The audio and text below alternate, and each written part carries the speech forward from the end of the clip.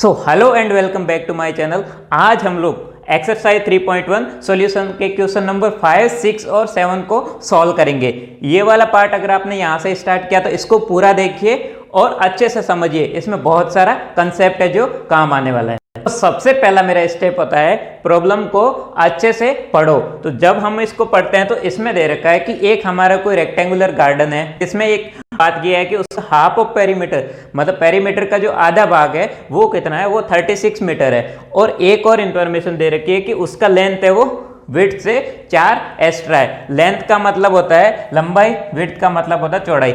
इस वाले में कुछ हमारे हिंदी मीडियम के अगर स्टूडेंट है, ये 4-5 जो मैंने लिखे हैं इनको आप नोट कर लीजिए, आपको ये बड़े आराम से समझ में आ जाएगा। तो सबसे पहला मेरा स्टेप होता है हमें क्या करना होता है, वेरिएबल डिफाइन करना होता है जब लैंग्वेज की फॉर्म में दे रखा हो। सो देखो इसमें वेरिएबल क्या हो सकता है, इसमें वेरिएबल वही होगा जो आपसे पूछा है। ये उसने पूछा है कि इसकी लेंथ और विड्थ क्या होगी, लंबाई चौड़ाई क्या होगी। तो यहाँ से सीधा सीधा वेरिएबल हमारा कौन सा हो गया, एक हो गया लेंथ, उसको मैंने मान लिया x और विड्थ को मैंने मान लिया y। उसके बाद में सेकेंड स्टेप हमारा ये होता है कि हमें क्या करना होता है, इन वेरिएबल्स के बीच में जो रिलेशनशिप है मतलब जो संबंध है उसको अच्छे से पढ़ना होता है और दो लीनियर इक्वेशन को लिखना होता है, मतलब दो रैखिक समीकरण को लिखना होता है। तो वो कैसे लिखते हैं उसको समझते हैं। तो सबसे पहली मेरी इंफॉर्मेशन दे रखी है कि हाफ ऑफ पेरीमीटर मतलब परिमाप का आधा वो कितना है, 36 मीटर है। सो यहां से मेरी पहली सिचुएशन क्या होगी कि हाफ ऑफ, अब बताओ पेरीमीटर कितना होता है इसका, गार्डन कैसा है, गार्डन हमारा रेक्टेंगुलर है मतलब कि आयताकार है। तो इसका पेरीमीटर कैसे होता है वो देखो। सो अगर ये हमारा गार्डन है उसमें अगर मैं मान लूं कि ये हमारी क्या है, लेंथ है। सो ये क्या होगी x, ये हमारी क्या है, विड्थ है। और विड्थ हमने कौन सा वेरिएबल लिया है, y। और ये हमारा क्या है, गार्डन है। ठीक है, यहाँ पेड़ पौधे कुछ लगे हुए हैं, गार्डन है पूरा एकदम अच्छा सा। सो पेरीमीटर क्या होता है, पेरीमीटर ये होता है कि आप किसी एक पॉइंट से स्टार्ट करो और यहाँ से इसको मेजर करो कि ये लेंथ कितनी है। आपने देखा होगा जो मेजरिंग टेप आती है ना, आप ऐसा मान सकते हो कि आपने यहाँ से यहाँ तक उसको रखा, फिर यहाँ से यहाँ तक रखा, फिर यहाँ से यहाँ तक रखा, फिर यहाँ से मतलब ये टोटल जो बाउंड्री है ना, बाउंड्री का ऐड कितना हो रहा है वो क्या होता है, हमारा पेरीमीटर होता है। अगर आपको आता है तो बहुत अच्छी बात है, नहीं आता है तो अब आपको समझ में आ गया होगा। अब देखो पेरीमीटर इसका कैसे लिखेंगे, तो मान लो मैं पेरीमीटर को P से लिख रहा हूं। सो देखो क्या होगा, x प्लस y, ये हो गया, ये x हो गया, ये y हो गया। अब दोबारा इसमें आओगे तो ये भी कितना x है। सो अगेन क्या होगा, x प्लस ये क्या है, y। हमने क्या किया, सिंपली इन चारों को जोड़ दिया। अब देखो ये कितना होगा, 2 टाइम्स x प्लस y। सो ये होता है रेक्टेंगुलर अगर कोई पार्ट दे रखा है उसका पेरीमीटर। ये आपको समझ में आ गया होगा। अब देखो इसने दे रखा है हाफ ऑफ पेरीमीटर, मतलब इस वाले पार्ट का 2 इंटू एक्स प्लस वाई है, उसका क्या है, हाफ है।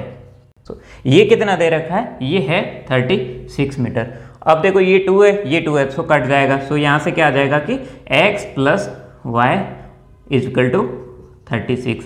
क्या ये स्टैंडर्ड फॉर्म में, बिल्कुल नहीं। तो सबसे पहले क्या करेंगे, हम इसको स्टैंडर्ड फॉर्म में लिखेंगे। तो वो कैसे लिख सकते हैं, x plus y minus 36 is equal to 0। ये हमारी स्टैंडर्ड फॉर्म में हो गई पहली इक्वेशन।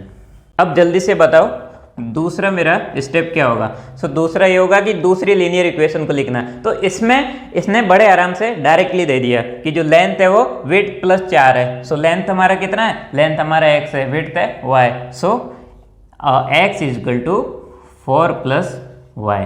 क्या ये स्टैंडर्ड फॉर्म में नहीं है, तो इसको भी हम लोग क्या करेंगे, स्टैंडर्ड फॉर्म में लिख देंगे। तो वो क्या होगा हमारा, x minus y, x minus y minus 4 is equal to 0। ये जो मैं स्टेप बता रहा हूँ ना, आपको एग्जाम में भी ऐसा ही करना है। अगर आप यहाँ पे छोड़ दोगे, यहाँ पे छोड़ दोगे तो ये एग्जामिनर के ऊपर है, वो आपके मार्क्स काट भी सकता है क्योंकि ये इनकम्प्लीट है। तो आपको जितनी सारी स्टेप्स आती है वो सारी की सारी लिखिए। अगर आपको कोई लैंग्वेज भी लिखनी है आप वो भी लिखिए, लेकिन उसको अच्छे से सॉल्व करके बताइए ताकि जो मार्क्स देने वाला है वो ये समझ सके कि हाँ जो ये स्टूडेंट है इसको सब कुछ आता है। तो ऐसा जब उसको लगेगा तो वो आराम से आपको 100% मार्क्स दे देगा।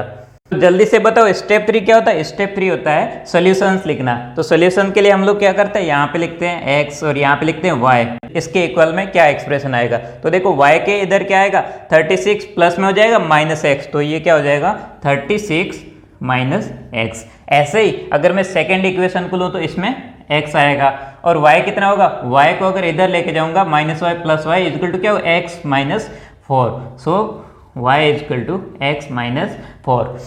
ये मैंने बताया था कि क्लास 10 के स्टैंडर्ड में आपको यहाँ तक आना चाहिए कि ये पार्ट आप डायरेक्ट लिख सको, ये आपको बुक भी बताती है। तो सबसे पहले इसमें अगर मैं बात करूं तो 36 माइनस एक्स है, और यहाँ पे क्या x माइनस 4 है, मतलब 4 और 36 में कोई रिलेशन है। देखो मैं एक जो आपको अभी स्टेप बता रहा हूँ वो ग्राफ बनाने में बहुत ज़्यादा काम आती है, और यहाँ पे लोग फंसते हैं, जब स्केल लेनी होती है ना तो उसमें फंसते हैं। तो देखो 36 और 4 में कोई रिलेशन है, बिल्कुल है। अगर मैं 36 को 4 से डिवाइड करूंगा तो पूरा पूरा डिवीजन जाएगा। सो कहीं ना कहीं अगर मैं 4 की स्केल लूंगा तो इसके सॉल्यूशंस आ सकते हैं। मैं नहीं बोल रहा हूँ आएंगे, मैं बोल रहा हूँ आएंगे, और हमारी ज़िंदगी थोड़ी आसान यहाँ से हो सकती है, और हमारा काम ही यही है कि आपकी ज़िंदगी को आसान करें।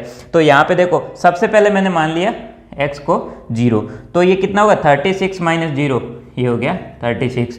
उसके बाद में मैंने x को मान लिया 36, तो दूसरा पॉइंट क्या होगा 36 माइनस 36 कितना हो गया 0।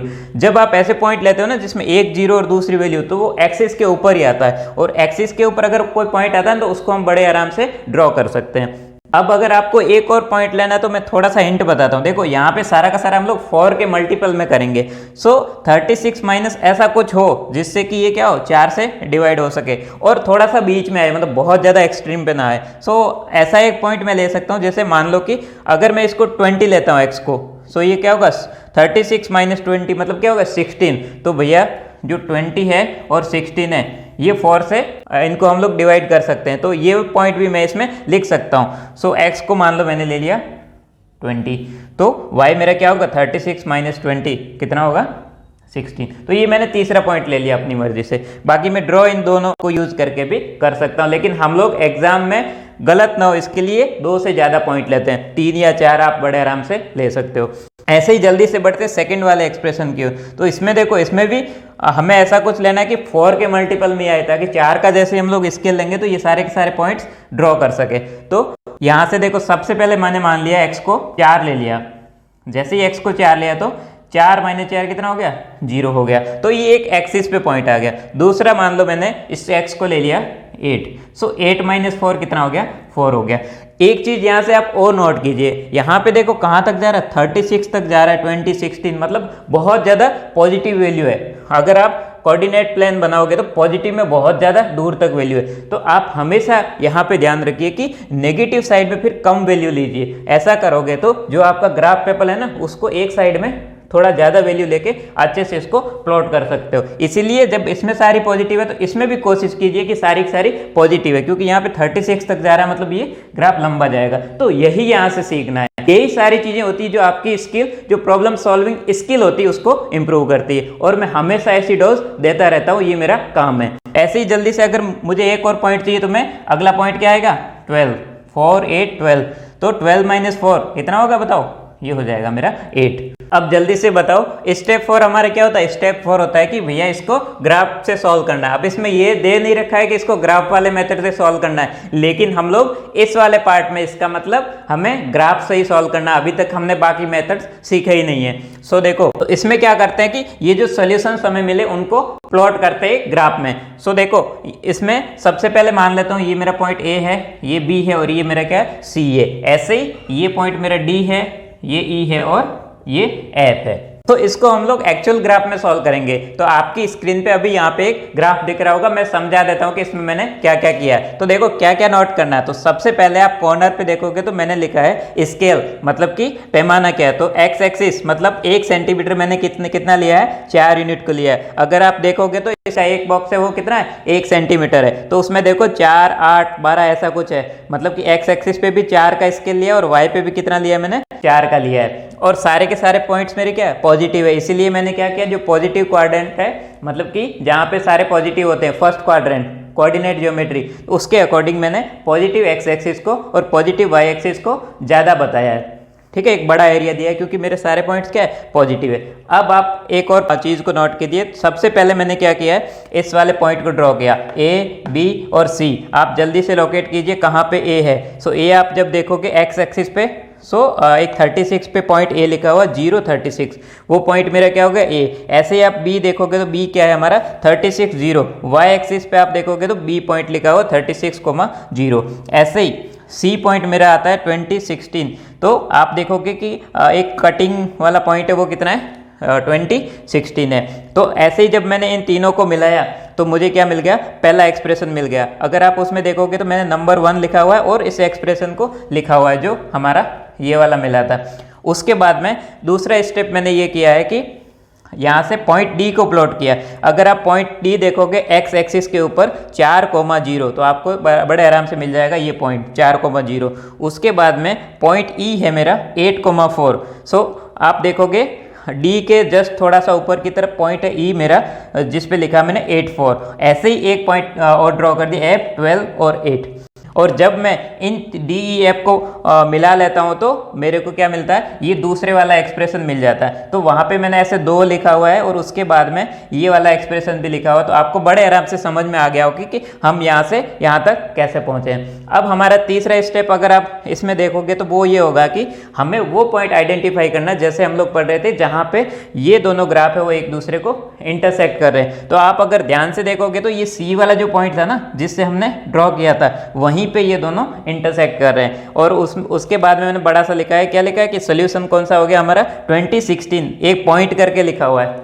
अगर आप ध्यान से देखोगे ऐसा कुछ लिखा हुआ 2016, तो ये वाला क्या हो गया, जो हमारा पॉइंट सी है वो हमारा क्या हो जाएगा, सोल्यूशन हो जाएगा। और उसके नीचे मैंने लिखा है x = 20 और y = 16। तो आपको एग्जाम में बिल्कुल ऐसा ही करना है। ये सारी की सारी जैसे मैंने चीज़ें बताई ना, आप इनको ऐसे ही करने का प्रैक्टिस कीजिए। जब आप एक सही तरीके से अच्छे से आप उनको रिप्रेजेंट करते हो तो एग्जामिनर हमेशा खुश होता है और हमेशा पूरे मार्क्स देता है। और आपके अंदर भी ऐसी स्किल्स डेवलप होती है कि आप अच्छे से चीज़ों को बता सको कि हाँ मुझे अगर आता है तो मुझे सारी चीज़ें बतानी चाहिए। वही मैंने इस ग्राफ में बताया है। उसके बाद में आप अगर कॉर्नर पे देखोगे तो मैंने ऊपर की तरफ क्वेश्चन भी लिखा है, क्योंकि एग्जामिनर को कई बार पता नहीं चलता कि कौन सी प्रॉब्लम का, तो मैंने ऊपर लिख दिया क्वेश्चन नंबर 5, ये भी आप जरूर कीजिए। तो अब जल्दी से बताओ हमारा आंसर क्या होगा। आंसर होगा कि जो लेंथ है मतलब x है वो कितना होगा 20। सो x = 20, मतलब लेंथ कितना हो गया उसका 20। और ऐसे विड्थ मतलब चौड़ाई कितना हो गया, वो हो गया हमारा 16।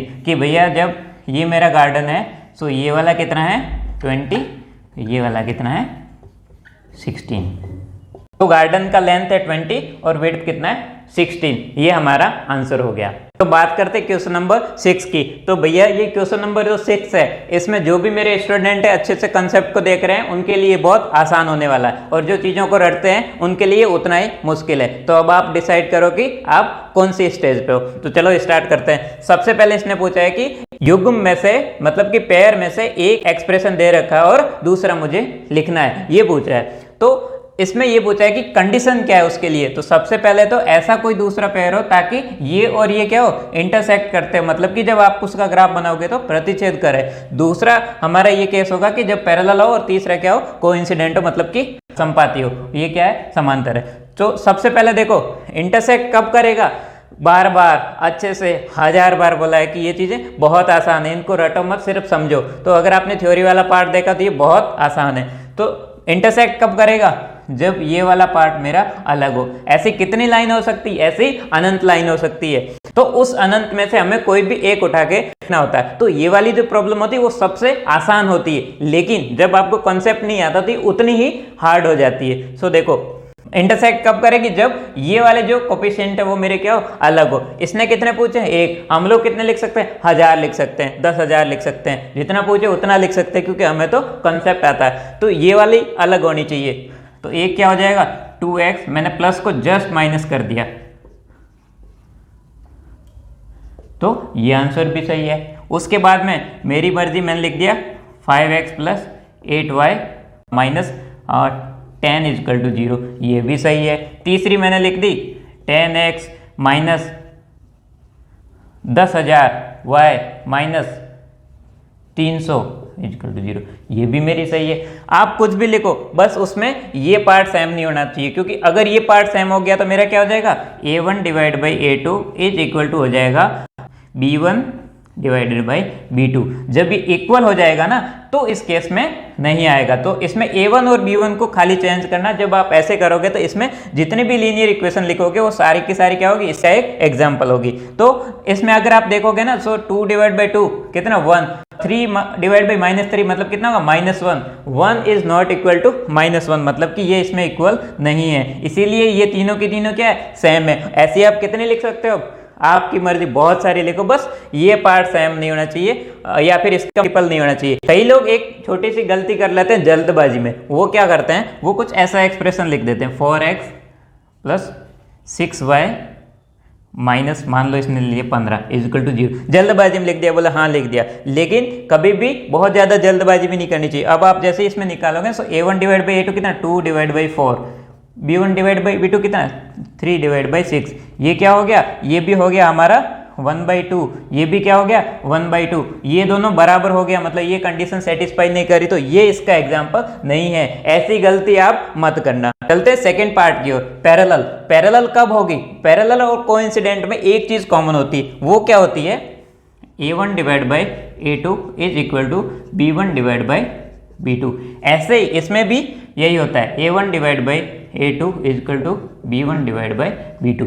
ये होता है। ये पैरेलल कब होगी, जब भैया C1 डिवाइड बाई C2 इसके बराबर नहीं हो, तब ये क्या होगी, पैरेलल होगी। मैंने बताया था ना, C की वैल्यू जैसे जैसे बदलती जाएगी वो पैरेलल में चलती जाएगी, तो इसीलिए ये कंडीशन होती है। और कोइंसिडेंट मतलब एक दूसरे के ऊपर कब होगी, जब वो दोनों लाइन एक ही हो, समान हो। ठीक है, समान कब हो सकती है, जब मैं पूरे की पूरी लीनियर एक्सप्रेशन को 5 से मल्टीप्लाई कर लिया मैंने, तो भी वो क्या होगी, सेम ही होगी। क्योंकि किसी भी लीनियर इक्वेशन को नंबर से अगर मल्टीप्लाई करेंगे तो वो सेम रहेगी। ये हमने सीखा था, किसमें सीखा था, क्लास 9th में, यही इसका रूल है। तो यहां से मुझे जल्दी से बताओ क्या क्या हो सकती है। तो इसने तो एक पूछा, हम कितने लिख सकते हैं, 1000 लिख सकते हैं। वो कैसे, देखो, तो पहला वाला मेरा पार्ट है वो हमेशा क्या रहेगा, सेम रहेगा। उसके बाद में जो -8 है इसको मैंने लिख दिया -15 इक्वल टू 0। अब आप जैसे निकालोगे ना तो ये सेम है, मतलब कि ये दोनों क्या आएगा, इक्वल आएगा। लेकिन -8 डिवाइड बाई 15 ये नहीं होगा, इसीलिए ये हमारा क्या है, एक पैरेलल लाइन है। ऐसे ही बताओ दूसरी में क्या लिख सकता हूँ। मान लो कि मैंने इस वाले को 4 से मल्टीप्लाई कर दिया, मान लो 2x प्लस 3y। इसको किया खाली, इसको मैंने नहीं किया, तो इसको मान लिया मैंने कुछ भी लिख दिया 20। ये ध्यान रखना कि ये पूरा का पूरा है ना, इस वाले केस में ना चला जाए, C1 बाई C2 इसके इक्वल नहीं होना चाहिए, यही ध्यान रखना है। सो ये कितना होगा, 8x प्लस 12y माइनस 20। अब आप जैसे डिवाइड करोगे ना, सो यहाँ से तो 4 का मल्टीपल आएगा, लेकिन 8 डिवाइड बाई 20 में 4 का मल्टीपल नहीं आएगा। तो ये भी हमारा दूसरा एग्जाम्पल हो गया। ऐसे ही अगर कितने ही आप एग्जाम्पल लिख सकते हो। उसके बाद में जल्दी से चलते हैं तीसरे केस पे। तो तीसरे केस में हमारा क्या होता है, C1 डिवाइड बाई C2, ये भी इक्वल होना चाहिए। और ये एक दूसरे के ऊपर कब होती है, जब ये एक्सप्रेशन बिल्कुल सेम हो। तो जब ऐसा कुछ पूछे ना, तो आप आंख बंद करके एक चीज कीजिए कि किसी भी नंबर से उसको मल्टीप्लाई कर लीजिए। 2x plus 3y minus 8 equal to 0। ये दोनों तरफ मल्टीप्लाई होगा। जब दोनों तरफ 2 से मल्टीप्लाई करते हैं तो इस एक्सप्रेशन में कोई फर्क नहीं पड़ता, ये हमने सीखा था। तो यहां से ही हो जाएगा 4x plus 6y minus 16 is equal to 2 multiply 0 कितना 0। तो ये इसका एग्जाम्पल होगा। उसको चेक करने के लिए ये 3 कंडीशन चेक करोगे। तो देखो A1 डिवाइड बाई A2 कितना आ गया, 2/4 मतलब 1/2। वैसे ही इसमें कितना होगा, 3/6 मतलब कि 1/2। ये कितना होगा, -8, देखो -8 डिवाइड बाई -16। माइनस में बहुत लोग गलती करते हैं, तो अगर आप माइनस को भूल जाओगे तो मैथमेटिक्स आपको भूल जाएगी। तो ये कितना हो गया, 1/2, माइनस माइनस प्लस हो गया। तो तीनों सेम है, तो बिल्कुल ये क्या है, इसका एग्जाम्पल है। कमेंट करके मुझे इसके कितने आप कम से कम मुझे 4 एग्जाम्पल बताओगे कमेंट करके कि ये वाले मेरे एक्सप्रेशन है कोइंसिडेंट के। और ऐसे ही एक और होमवर्क देता हूं कि इस वाले पार्ट के भी मुझे आप 2 एग्जाम्पल होमवर्क में बताओगे। बस आगे लिख लेना कि ये किसका एग्जाम्पल है, इसका पैरेलल का है मतलब समांतर का है, या फिर कोइंसिडेंट या संपाती का, वो आप लिख लेना। देखता हूं कौन कौन सही करता है और कौन कौन मेरी वीडियो अच्छे से देखता है, यहां से मुझे पता चल जाएगा।